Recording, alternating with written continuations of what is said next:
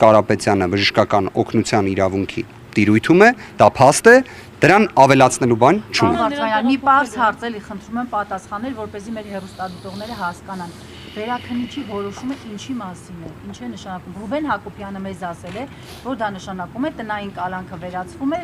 եւ ուժի մեջ է մտնում կալանքի որոշում ասեմ կամ կալանավորման հարցը։ Վարույթ հարուցելու մասին որոշումը բեկանվել է վերաքննիչ քրեական դատանի կողմից հակակոռուպցիոն ուղղվածությամբ։ Արդյոք դրա հետևանքը ի վերջո դա է։ Այո, բայց արդյոք դատարանը հենց ուղիղ գնահատականը տվել է տնային կալանք թե կալանք, ասում եմ, որ ոչ։ Կարող էր արդյոք այդպես անել, կարող էր, այդպես չի արել։ Հիմա մնացած հարցերը ուղղեք Սուրեն Խաչատրյանին օրինակ։ Ամեն դեպքում պարոն Կարապետյանը տեղափոխվել է մեկուսարան երբ բժշկական հարցեր ըստ այս որոշման 48 ժամվա համար, եթե անձը չունենար բժշկական օգնության եւ սպասարկման անհետաձգելի իրավունքի իրացման հարցեր, այո, այդ հարցը կարող էր դիտարկվել։ Այսինքն պետք է 48 ժամվա ընթացքում որովհետեւ հունվարի 18-ին լրանում է անձի անձնական ազատության իրավունքի սահմանափակման հարցը, բայց ինչի եմ ասում կարող է, որովհետեւ օրինակ այսօր դատավոր Դոլմազյանը քննության առարկա պետք է դարձնի տնային կալանքի երկարաձգման հարցը։ Տնային կալանքի եւ եթե օրինակ տնային կալանքի այս որոշումը մի մասով այո կարող է ազդել, որովհետեւ Սամվել Կարապետյանի նկատմամբ կոչեր կամ հրապարակային հայտարարություններով հանդես գալու սահմանափակում չի կարող կիրառվել։ Պարոն Վարդանյան, եթե Դոլմազյանը 3 ամսով ենթադրենք տնային կալանքը երկարաձգի, որոշ մենք միջդատական վարույթում ենք գտնվում, չի կարող ուղղակի, որովհետեւ տեսեք, դատարան ներկայացվում է միջնորդություն։ Գործընկերներ, եկեք այս մասը միասին բացահայտենք։ Օրենսգիրքը նախատեսում է, որ ժամկետը կալանքի կամ տնային կալանքի լրանալուց 5 օր շուտ պետք է ներկայացվի միջնորդություն երկարաձգման, եթե նման անհրաժեշտություն կա, եթե չկա չի ներկայացվում։ Բայց այդ 5 օր շուտից ուշ չեն կարող ներկայացնել։ Եթե այդ ժամկետի պայմանը խախտվում է, չի կարող նման միջնորդություն ներկայացվել։ Քննիչների կողմից ներկայացվել է տնային կալանքը երկարաձգելու միջնորդություն։ Իդեպ որի մեջ նաև բոլոր պատճառաբանությունները, հիմնավորումները, թե իրենց պատկերացմամբ ինչի տնային կալանքը պետք է պահպանվի, ներկայացված են։ Հիմա դա կլիներ Սուրեն Խաչատրյանի որոշումը ամսի 16-ին, կլիներ ամսի 18-ին թե 19-ին, եթե ամսի 13-ին ուղիղ չէր կայացվում, իրավական նշանակություն չի կարող ունենալ։ Պարոն Վարդանյան, դուք նշեցիք, որ հակակոռուպցիոն դատարանի դատավոր Սարգիս Պետրոսյանը ելնելով նաև առողջական խնդիրների վերաբերյալ եւ մի շարք այլ հանգամանքներով պայմանավորված, բայց նաև պիտի հիշեցնեմ, որ փորձագիտական, քաղաքական դաշտը խոսում է, որ հնարավոր է սա այսպես կոչված քաղաքական հրահանգ է, հա, իջեցված եւ որ կանխատեսում էին Սամվել Կարապետյանը որոշ ժամանակ անց նորից կալանավորվելու է։ Դուք որքանով եք սա իրատեսական։ Մերի ջան, ես կարող եմ հստակ ասել։ Ես հստակ կարող եմ ասել, որ առնվազն այս ամբողջ ընթացքը այն ժամանակահատվածում այս կարճ, որ նույնիսկ Սամվել Կարապետյանին թույլ չտվեցին այցելել իր հոր գերեզմանին, ցույց է տալիս, որ այստեղ չի կարող լինել որևէ պայմանավորվածություն։ Ավելին, Սամվել Կարապետյանի վարքագծից, ընդհանուր իր կենսագրական տվյալներից դուք կարող եք պատկերացումը արդեն կազմել, թե մենք ինչ տեսակ մարդու մասին ենք խոսում։ Չի կարող նման բան լինել եւ ավելին, մենք խոսում ենք մի աբսուրդային իրականության մասին, մի իրավական, կներեք, ամենաթողության, բեսպրեդելի մասին, որը տեղի է ունենում Սամվել Կարապետյանի գործով, որը տեղի է ունենում հունիսի 17-ից, երբ Facebook-յան արդարադատությունով է որոշվում ամեն ինչ։ Դուք կհիշեք նախորդ անգամ մենք դատական նիստի էինք, Հայկական ժամանակը արդեն ասել էր, թե ինչ ելք է լինելու։ Իդեպ ես սարսափում եմ կարդալ Հայկական ժամանակը այսօր, թե տեսնենք հիմա ինչ են կանխատեսելու այս դատական նիստի հետ կապված։ Իրենք կարողանում են ավելի շուտ իմանալ, համաձայն եմ։ Որ ասում եք վարույթ հարուցելու որոշումն մի քիչ մարդկային լեզվով կբացատրեք, դա ինչ է նշանակում, որ ոչ իրավաբանները հասկանան։ Փորձեմ։ Տեսեք, ամեն դեպքում, քանի որ ինքը իրավական որոշակի խրթին հարց է, այստեղ է խնդիրը։ Տեսեք, վարույթ հարուցվում է որոշակի հանգամանքներով եւ որից հետո որոշվում է, օրինակ, պահպանել կալանքը, թե կիրառել այլ խափանման միջոց, բայց սկզբնական փուլը դա դեռ վարույթ հարուցելն է։ Պատկերացրեք, եթե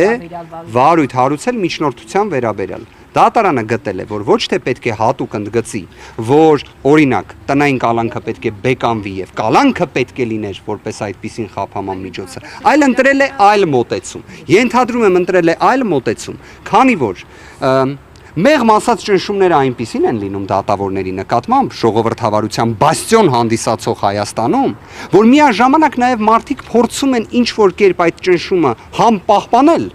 համ ինչ-որ լուծումներ գտնել։ Հիմա ինչ-որ լուծումներ երևի թե փորձել է Սուրեն Խաչատրյանը գտնել, որտեղ ոնց նշեցի, պատկերացրեք ինքը գտել է, որ վարույթ չպետք է հարուցվեր, բայց մանրակրկիտ անդրադարձել է օրինակ կոչերի վերաբերյալ հանգամանքին, որ դատարանը կիրառել էր։ Հիմա այս իրավիճակում արդյոք հնարավոր է սթափ, սառը, մարդկային, մատչելի ձևով գնահատել այս որոշումը։ Ոչ, հարգելի գործընկերներ, ինչի համար, որովհետև երբ մենք հասկանում ենք, թե դատավորների հանդեպ ընդհանրապես ինչ աստիճան ճնշումներ են, միտեղ հենց հնչեցնում է Սամվել Կարապետյան անունը, վերջ, դատավորներից նույնիսկ ամենալավ դատավորը կարող է վերածվել մի ինչ-որ, այսպես ասած, ինչպես էին ասում, չէ, թե ինչ է արդարությունը, թե ինչ է արդարադատությունը, թե ինչ է դատավորի խիղճը, այս 3 հարցերին պատասխաններ չեն գտնում այդ դատավորները։ Երևի իրենք էլ են ուզում ինչ-որ միտեղ, որ դա գրված լինի։ Օրինակ դատավորներ կան երևի թե, որ ուզում են հասկանան, թե ինչ է դատավորի խիղճը։ Դեռ չեն կարողացել հասկանալ, բայց կարողանում են այսպիսի դատական ակտեր կայացնել։ Պարոն Վարդևանյան, հիմա եթե Սամվել Կարապետյանի առողջական վիճակը գնահատվի, լավանա, հիվանդանոցից դուրս գրվի, ուր է տեղափոխվելու, տուն թե բանտ։ Ես այս իրավիճակում ըստ վերաքննիչի որոշման, եթե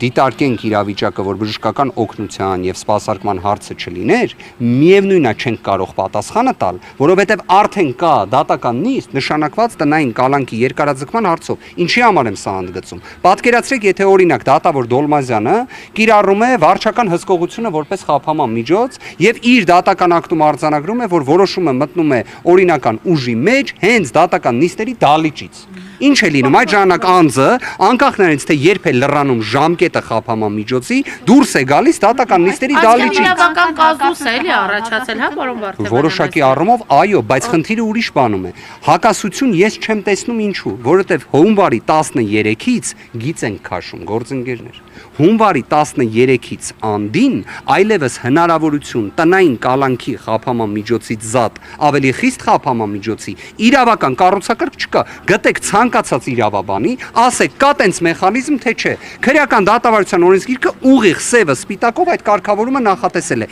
5 օր շուտ։ Այլ հարց երևի թե Սուրեն Խաչատրյանից կարող է լինի հիմա դժգոհություն։ Օրինակ, ասեն ինչի ամսի 13-ին չէի տվես դատական ակտը։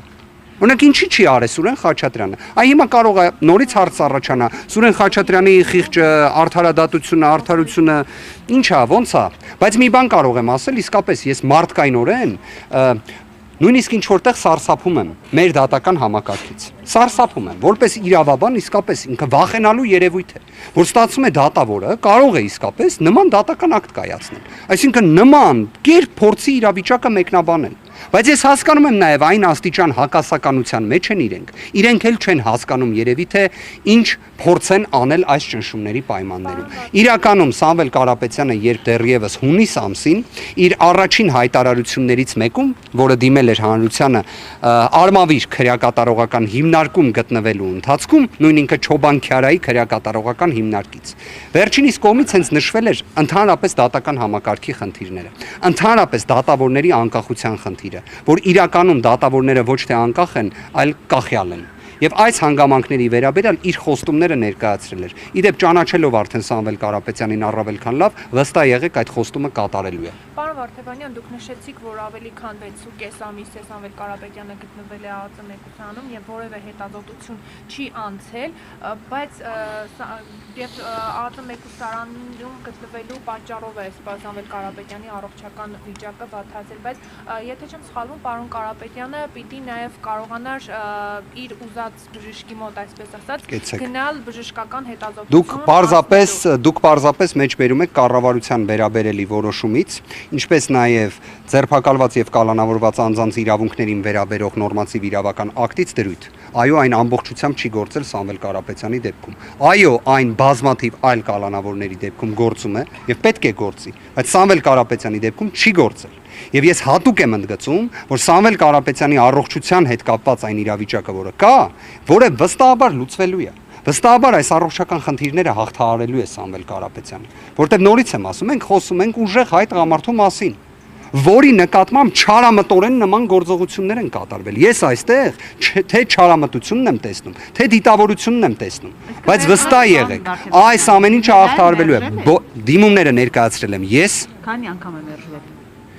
Գիտեք, քանի անգամ եմ ներկայացրել։ Դուք քրեական գործի հատորները, որ տեսնում եք 100 թերթից ավել։ Ես այդքան դիմումներ ունեմ ներկայացրած։ Բժշկին դիմելու։ Այո։ Բժշկական պատշաճ, օգնություն ապահովելու վերաբերյալ բոլորը մերժվել են։ Բոլորը։ Կներեք, արդեն ժամը 16:00-ն է մոտենում, ներողություն եմ խնդրում։ Շնորհակալություն արգելի գործընկերներ, որ նման արագ արձագանքեցին։ Դատական նիստի։ Այո, դատական նիստի տնային կալանքի երկարաձգման վերաբերյալ շնորհակալություն գործընկերներ ջան։ Պարոն Կարապետյանը տնային կալանքում կմնա։ Եկեք հələ հասկանանք ի վերջո հնարավոր է մերժվում է ընդհանրապես այս միջնորդությունը։ Իդեպ գործընկերներ, սա էլ եմ ուզում հատուկ հստակ արձանագրել։ Մենք տնային կալանքի վերաբերյալ ունենք հստակ առարկություններ։ Մենք գտնում ենք, որ ընդհանրապես այս գործով խափամամիջոց չի կարող կիրառվել։ Լավ, ի վերջո վերհիշենք, հա, մեր ձևով կմասնակցենք եկեղեցու պաշտպանությանը։ Լավ, ինչ հանցանք կարող է այստեղ լինել, չէ՞, նույնիսկ լավ ամենաաբսուրդային, տիտանական ամսուրդային երևակայությունը թույլ չի տալիս այստեղ տեսնել ինչ որ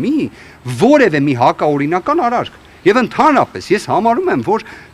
ամեն ինչ սահման պետք է ունենա։ Ամեն ինչ, նույնիսկ քաղաքական հետապնդումն էլ սահման պետք է ունենա։ Դրա համար այո, մեր դիրքորոշումը այն է, որ Սամվել Կարապետյանի նկատմամբ ընդհանրապես խափամամիջոց չպետք է կիրառվի։ Ընդհանրապես կներեք ներողություն։ Մեկ անգամ կալանքը երկարաձգել է, չէ՞։ Մեկ ամսով մնացած հետո։ Լավ։